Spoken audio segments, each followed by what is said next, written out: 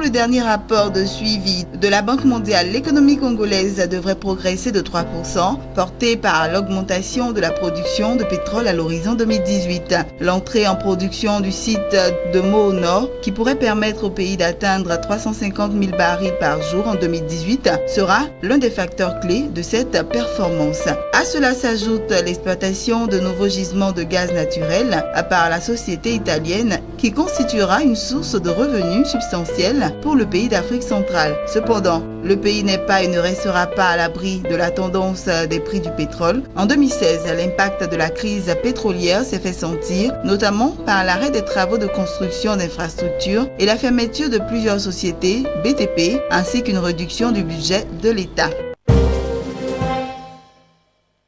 Le port autonome de Douala, PAD, et celui de Kribi, PAC, ont signé un accord cadre de coopération. Cet accord permet la rétrocession par le PAD des actifs du PAC qui gérait jusque-là. La cérémonie de signature qui s'est déroulée au port de Kribi a été présidée par le ministre en charge des Transports. Cette complémentarité est d'autant plus nécessaire que la création d'un port en eau profonde de Kribi vise à combler les défaillances du port d'Essuia de Douala, dont les capacités nautiques ne permettent d'accueillir les navires d'un certain gabarit, selon les explications du ministre des Transports.